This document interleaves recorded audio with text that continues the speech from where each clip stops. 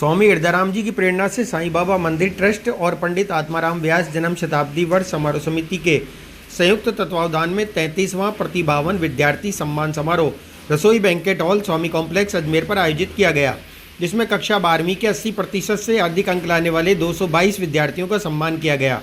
कार्यक्रम संयोजक कमल प्रकाश कृष्णानी ने बताया कि लक्ष्य प्राप्ति का यह महत्वपूर्ण समय इस समय लिया गया निर्णय जीवन के मुकाम तक पहुंचाने में महत्वपूर्ण अदा करता है। इसलिए आप टॉप 10 में आए हैं। संस्थाएं आपके उज्जवल भविष्य की कामना करती है।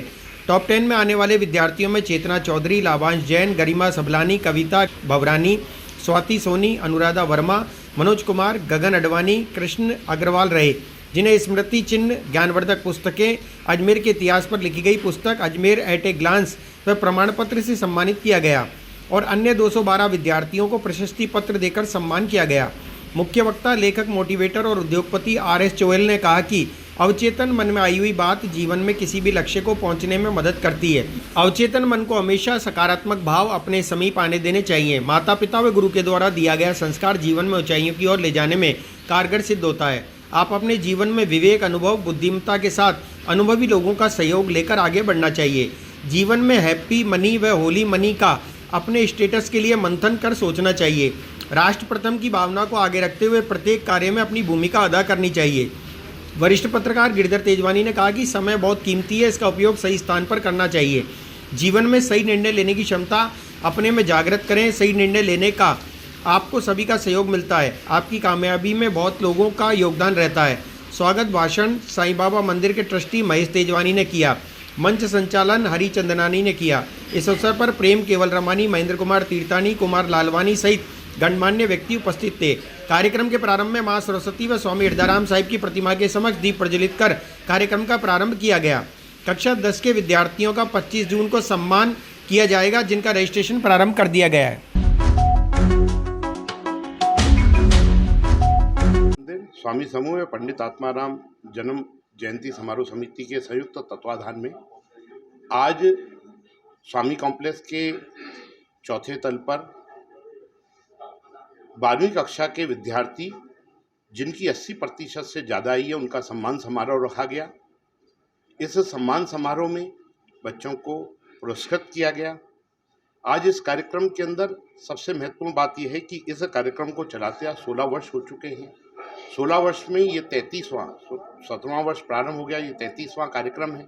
कोरोना काल में ये कार्यक्रम नहीं हुआ था, परंतु उसके अलावा बाकी जो पूरे लगातार ये अनवरत रूप से चल रहा है।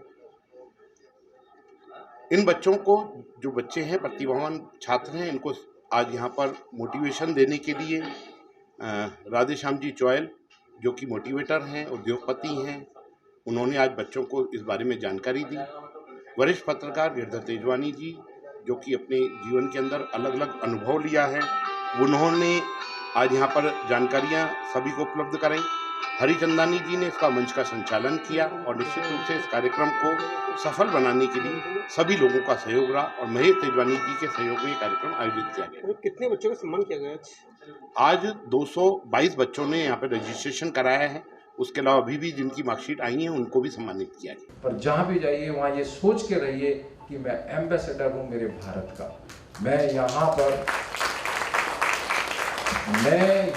पर जो भी करूँगा या करूँगी उसका एक ब्रांड बनेगा। इंडियंस ऐसे होते हैं, तो जब ऐसे होते हैं तो उसके लिए हमको वो सब कुछ करना पड़ेगा जिससे हमारी ब्रांड बने कि पूरी दुनिया में हम कहीं भी जाएं तो हमारा एक ब्रांड हो।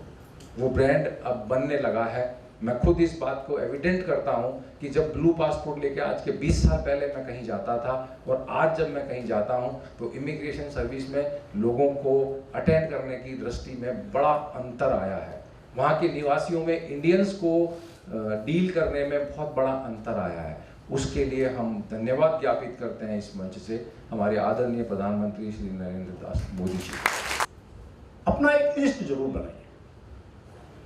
ईस्ट का मतलब होता है आप जिस भी देवी देवता को, भगवान को, खुदा को, ईसा मसीह को, गुरु नानक साहब को, जिनको भी मानते हैं, उस ईस्ट पे अपना पक्का भरोसा रखें। ईस्ट जरूर बनाएं।